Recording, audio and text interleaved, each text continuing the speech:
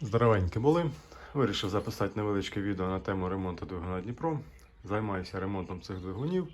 Тож вирішив один раз показати, чим 10 разів розказати. Іноді в мене клієнти спрашують, що я в них роблю, що я туди ставлю і чому він, власне, коштує стільки грошей.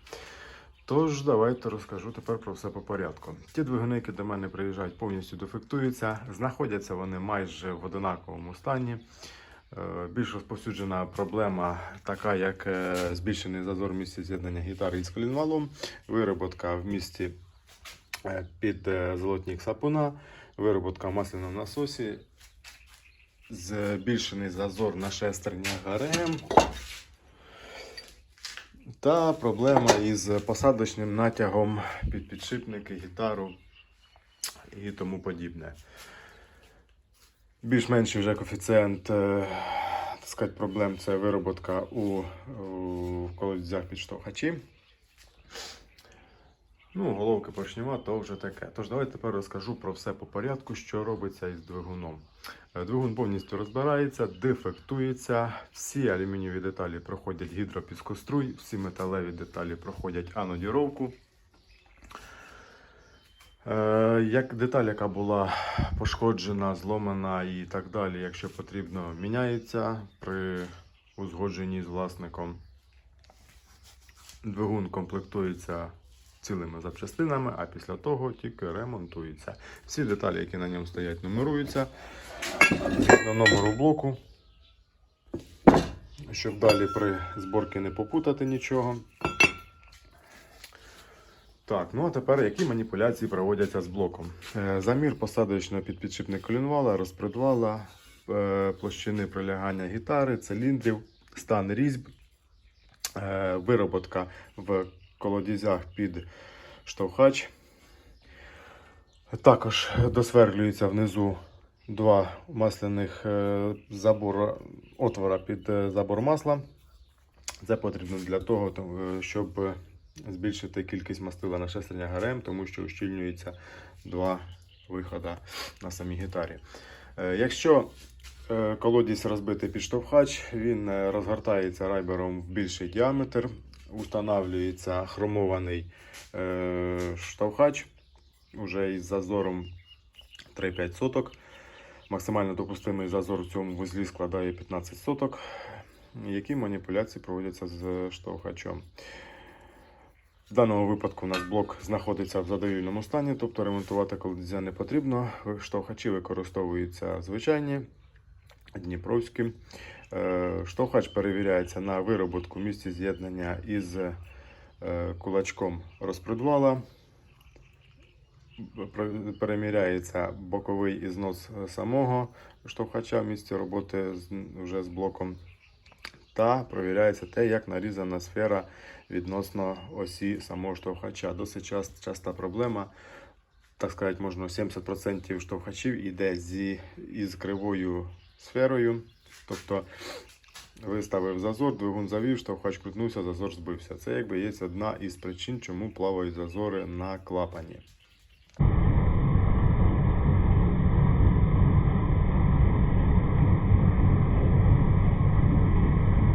Також іноді зустрічаються такі штовхачі, які мають тріщини. Все це діло призводить до того, що штовхач розкалюється та клинить в блокові. Ну, більше маніпуляцій з блоком ніяких не проводиться. Вимивається, він видувається та підготовлюється до зборки. Передня кришка блока. Переміряється вироботка під золотник сапуна, розтачується, затулюється бронзою, сверляться всі потрібні отвори. Сам золотник протачується, шліфується з зазором 3-5 соток. Більша частина таких сапунів, якби кришок, має вироботку. Вироботка ця, як правило, складає вже максимально допустимий зазор 0,3. Якби це є одна із причин, чому він сяриться маслом. Тому що цей узіл якби вже своє від'їздив і він не виконує свої функції як повинен. Також слід звернути увагу на отвір під шплінт приводний. на який встановлюється сам золотник. Передній корпус підшипника колінвала. Гітара завтулюється в місці з'єднання із шийкою колінвала. Завтулюється в місці виходу приводної шестерні масляного насосу та ущільнюється резиновим кільцем в каналі до датчика тиска. Також підчищуються всі задіри, які були. Переміряється, перевіряється. Гітара підбирається індивідуально до картеру. Тобто картер розігрівається і гітара садиться вже якби з натягом. Тому що якщо гітара стоїть без натяга, картер під час роботи розігрівається, розширяється і гітара починає люфтити в своєму посадочному місці. Це призводить до вироботки самої гітари, до облому монтажних вух, якими притягуються болтами. Ну і власне якби вироботкою на самих шестернях ГРМ, тому що колінвал починає їздити, він стоїть не на своєму положенні. Гітара з колінвалом монтується вже на розігрітий блок, щоб якби мінімалізувати натяги і задіри, так сказати, які можуть бути. Тому рекомендую такі деталі ставити на гарячо. Коли двигун гарячий, блок гарячий, а гітара холодна. Так, це у нас є. Приступимо до колінвала. Колінвал у нас провіряється на натяг шестерня ГРМ, натяг підшипників. Іноді натяги на підшипниках бувають як в плюсі, так і в мінусі. Зачасту бувають натяги на шестерні нормальні, але носик розклепаний кувалдою, чи хер його знає, який-то там Василь в колхозі вирішив його трохи підрихтувати, тому що він на холодно не ліз, і збиралося воно, як правило, все це діло кувалдою по передньому носику колінвала. Все це діло переміряється, якщо потрібно, ремонтується. Колінвал, після чого встановлюється на токарний станок, протачується відносно своєї осі.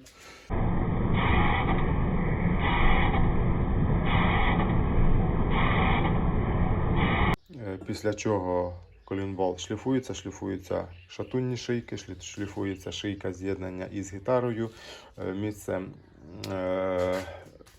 Зазор в даному місці на шийки колінвала складає 5-6 соток. Ті двигуни, які я розбираю, мають вироботку в даному місці, в середньому десь 2 десятки, 2-2,5. Тобто іноді це доходить і до 3, і до 4 десяток. Тобто це місце живе, доки живий передній підшипник. Тож підшипники я використовую якісні фірми НСК, СКФ, Койо, ФАК і так далі. Після того, як колінвал у нас прошліфувався, розбирається, викручуються заглушки масляних каналів. Канали самі вичищаються, видуваються, вимиваються, заглушки садяться на новий фіксатор. Іноді буває таке, коли протачується колінвал, в цьому місці від центробіжної сили починають йти такі потьоки мастила, яке залишилося в каналі колінвала. Це свідчить про його негерметизацію, що якби в свою чергу виливається на масляний тиск в цій системі. Тобто все це діло пакується.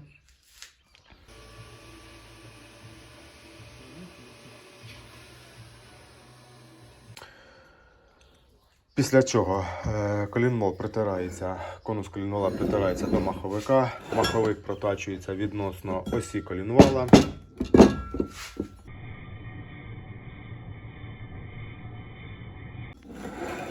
Досить розповсюджена проблема, це маховик має осьове радіальне биття.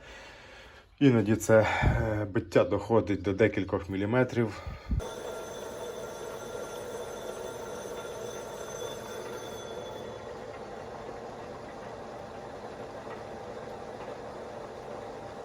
Таке бешене биття. Як воно працює, я не розумію.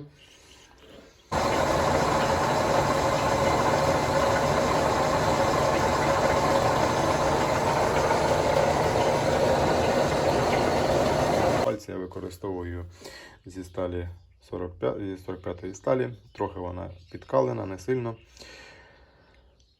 Під болт внутрішній шестигранник для вже гарної закрутки самого болта. Маховик, як я сказав, вже по всій площині протачується. Розповсюджена така проблема, як нерівна проточка в місці пальців маховика та місці з'єднання із колінвалом, там де прижимає болт. Тобто проточка крива, болт прижимає не по всій площині, як повинен, а десь в якій-то одній стороні. Це якби погіршує свою фіксацію даного узла.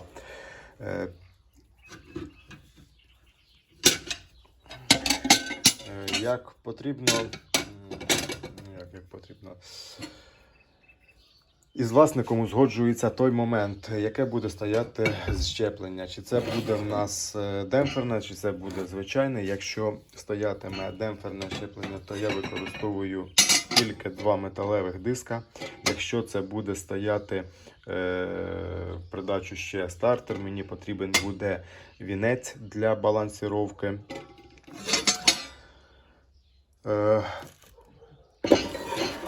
При комплектації із демпферним щепленням вижимний і прижимний диск протачується для того, щоб збільшити робочу поверхню. Тобто із самим диском досить розповсюджена проблема. Це таке, як диск має деформацію, чи то він був криво відштампований на заводі, чи то його повело в роботі, чи то його може просто якийсь Василь в колхозі вирішив відрихтувати, тому що йому щось не сподобалось в ньому. Якщо ж стоїть звичайне щеплення, використовується стандартна система, маховик під демпферне щеплення трохи переробляється. Після того, як у нас все діло зроблене, все прошліфоване і проточене, він віддається на динамічну балансировку. На спеціальному стенді, на комп'ютері провіряється його биття. Іноді цей дисбаланс просто, так сказати, перевищає всі розумні і нерозумні норми. В даному випадку у нас стільки зняли м'яса на колінвалу.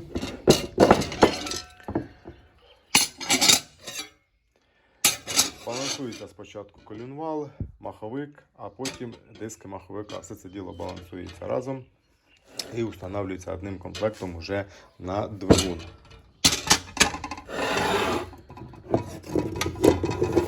Розпредвал. Що робиться з ним?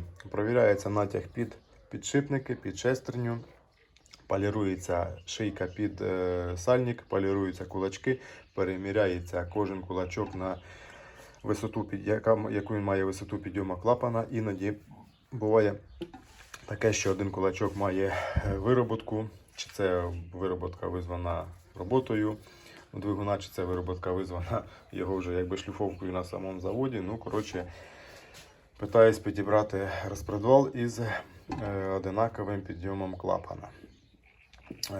Який тип розпредвала встановлюється, також узгоджується з власником. Якщо це буде колясич, то я рекомендую ставити 9-й розпредвал, ну як колясич для охоти та рибалки, так сказати, тому що 9-й розпредвал від МТ-9 якби більш для цього діла підходить.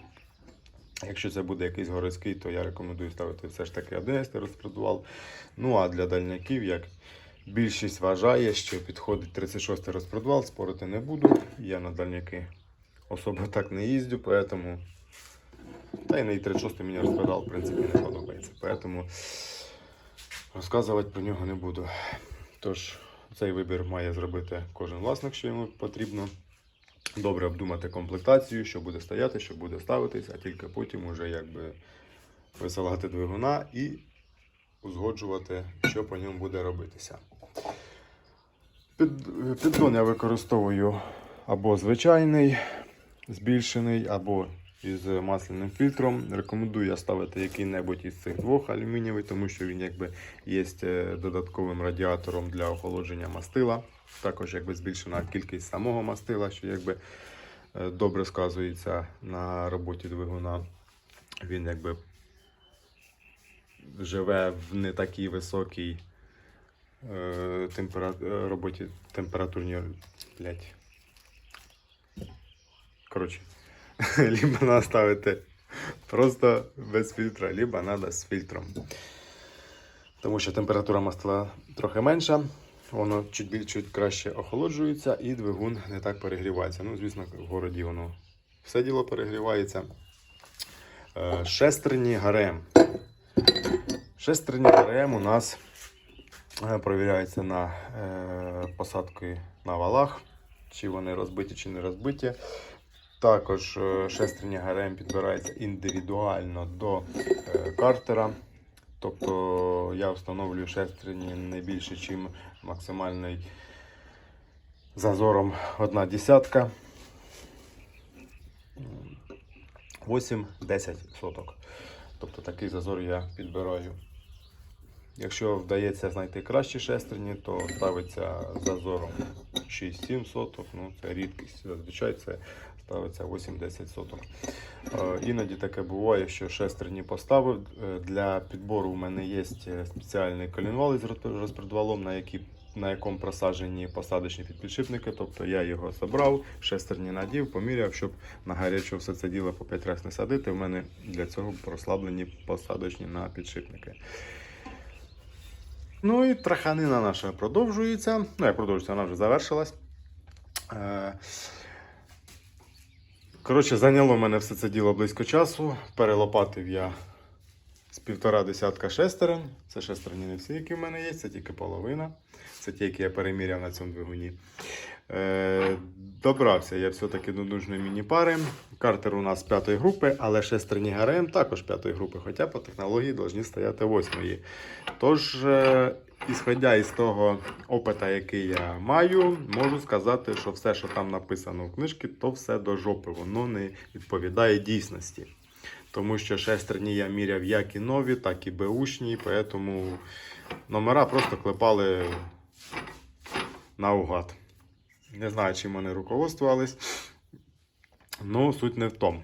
Суть в тому, що є такий косяк. Навіть розбирав я, наверное, 3 чи 4 мотора. Ті, що з заводу мали пробіг там по 1000, по 2, по 3000, то там теж якби було не все гарно. Шестерні мали, один мотор взагалі був зібраний не з увеличеним зазором, не збільшеним, а зменшеним. Тобто шестерні почало їсти з самого торця, їх так забили кувалдою. Так, зазор у нас тут складає 8-10 соток. Не пам'ятаю, казав я чи не казав. Еліпс шестерні у нас виходить 2 сотки. Це якби пара, можна сказати, ідеальна. Також, на що слід обратити увагу, це коли будете гріти шестерню, подивитися в цьому місці, чи немає тріщини. Тому що буває таке, що шестерня розпродвала в цих містах лопається. Буває таке, що на шестерні криво нарізаний зуб, тобто він має еліпс. Максимальний еліпс в такому випадку не повинен перевищати 5 соток. Максимальна вироботка в даному узлі не повинна перевищати 3 десятки, це 30 соток. Тому що це якби виливається на саму роботу двигуна, він стає більш шумний. Також підбирається шестерня масляного насосу, тому що тут теж якби буває, чи то просто криво отвір просверлений на самій гітарі, чи то так нарізана сама шестерня, ну як підбирається із мінімальним зазором до шестерні колінвала для зменшення якби його шумності. Поршнева. Поршнева використовується либо автотехнологія, либо Альмот, либо ТРТ. Всі три фірми використовують жигульовські поршня, жигульовські кольця з ремонтом 79.0. Фірма ТРТ має ремонтний розмір 79,4. Які встановлювати поршня на двигун, це треба подумати власнику.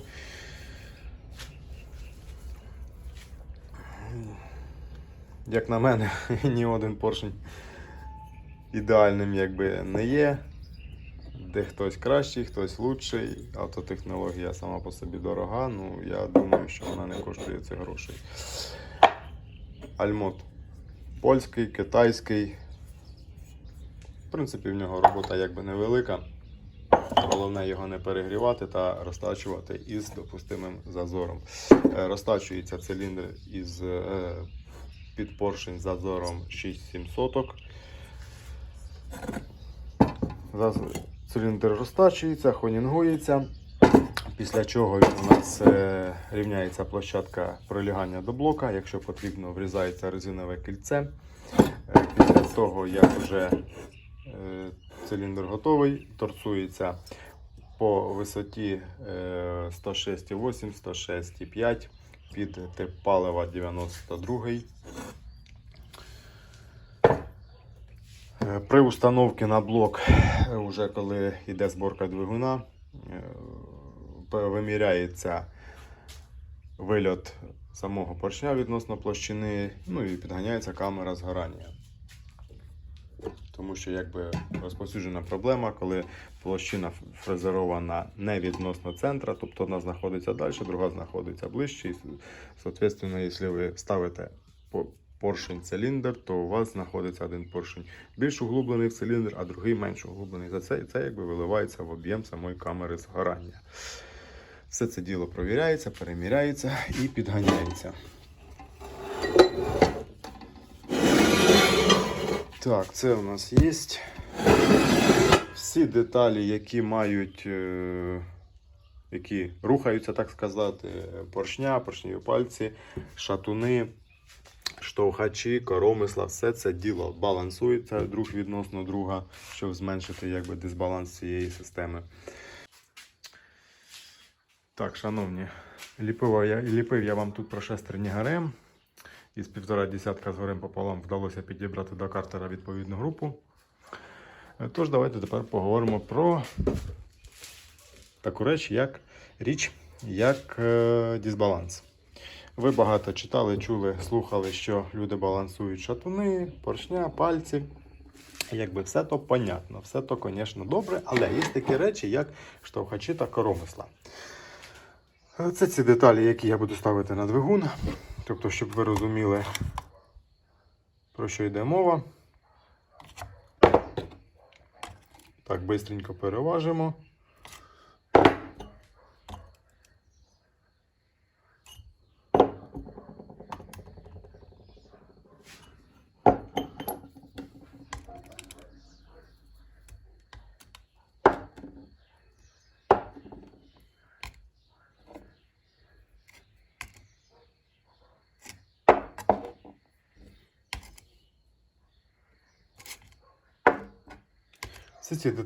Всі ці деталі в мене знаходяться в енному кількості, тобто я їх купляю, іноді якби розбираю з двигунів, тобто в мене є з чого підбирати, з чого мащувати. Але приходиться іноді деяку деталь і підпиляти. А тепер, якби саме головне. Звичайний штовхач, який не відрізняється нічим від інших, але має він вагу у нас 66. Да, вроді якби невелика різниця. Але у нас є другий штовхач, який важить уже 80 грам. Тобто 14 грам на рівному місці. Є також звичайне коромисло, яке важить 126 грам. Вроді би нічого такого. Але є друге коромисло, яке важить 150 грам. Тобто 14 плюс 26, в ітогі у нас 40 грам дисбаланса на рівному місці. Ось знайшов штовхача для, так сказати, наглядного приміра на око, куди нарізана сфера, те, що я говорив. В неї немає соосності із центром штовхача і під час роботи збивається зазор. Так що, шановні, от такі в нас пироги, є над чим думати, є над чим працювати. І це не говорячи вже про пружини, про тарілочки, клапана і так далі. Тобто методом тика можна зібрати такий дисбаланс, що просто охренеть. Масляний насос у нас проходить таку ось модифікацію, тобто все перевтулюється, завтулюється, площина масляного насоса полірується на стекло і притирається. Сама металева пластина також перешліфовується. Не кожен корпус можна відремонтувати. Тобто насос спочатку провіряється на бокову вироботку між корпусом насоса і шестернею самого насоса. Якщо все файно, тоді даний корпус ремонтується. Такі маніпуляції якби дозволяють, із масляною системою дозволяють збільшити максимальний тиск методом уменшення всіх потерь якби на самій масляній магістралі, потерь масла.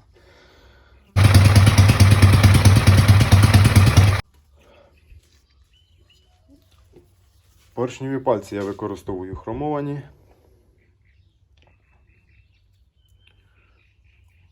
Як я вже сказав, підганяється все до друга по весу. Шатуни провіряються на момент деформації нижньої головки шатуна. Перевтулюється верхня головка шатуна. Також він провіряється на деформацію, тобто відхилення від своєї площини. Верхня нижня головка, якщо потрібно, рихтується.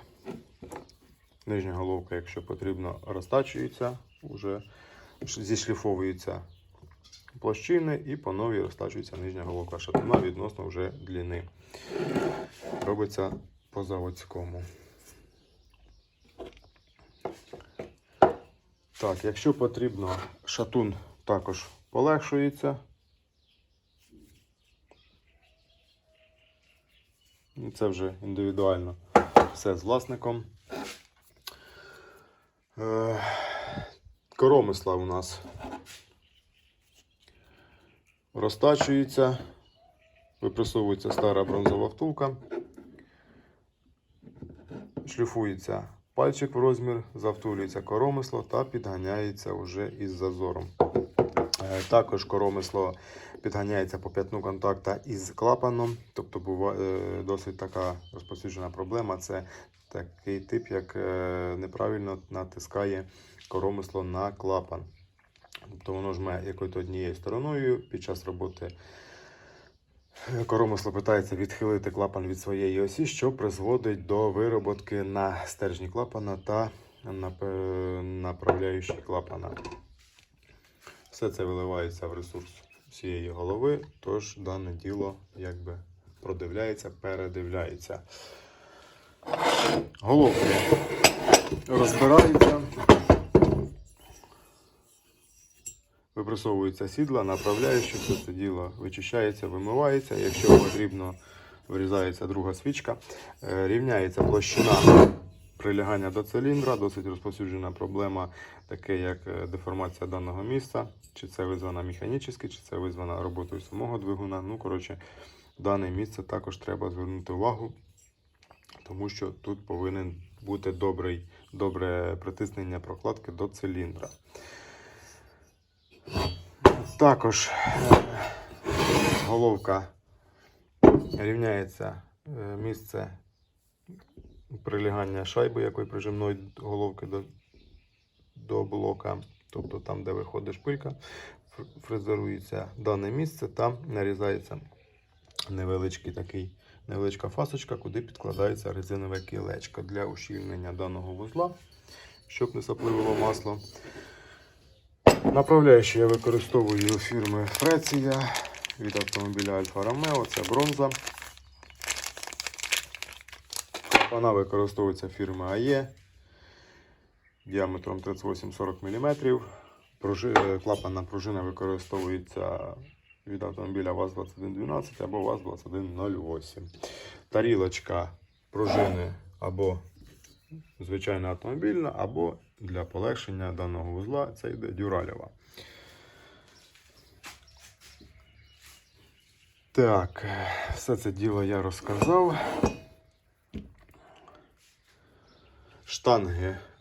Кожуха штанг використовується із нержавіючої сталі. Сальники я використовую фірми Кортеко. Кольця використовуються поршневі фірми SM або AMP. Сильно дорогі, ставити я не бачу ніякого мотиву, так сказати, тому що кольця якби самі по собі кріпкі, а чугун на циліндрі досить гівняний. Тому поставивши кольця за енне кількість гривень чи доларів, це якби не є гарантія того, що даний вузол у вас проживе досить довго. Він може просто зітертися через декілька тисяч, тому що чугун на циліндрі дійсно гівняний. Тому і використовуються якби середньої цінової категорії кольця. Вони не такі тверді і йде равномірний знос на всьому вузлі. І так, шановні, двигун у нас нарешті зібраний. Зайняло у нас все це діло 3 дня. Все прискіпливо збирається, підганяється. Це 3 дня з тих умов, що всі деталі вже готові. Це просто тупа зборка. Щоб розуміли, який рівень підходу, я не знаю, як люди вправляються за декілька годин. Двигун перед відправкою запускається, перевіряється. А якщо все файно, то пакується і відправляється до власника. За бажання можна укомплектувати запаленням та карбюраторами. Якщо у вас немає свого мотора, можу купити та зробити його для вас.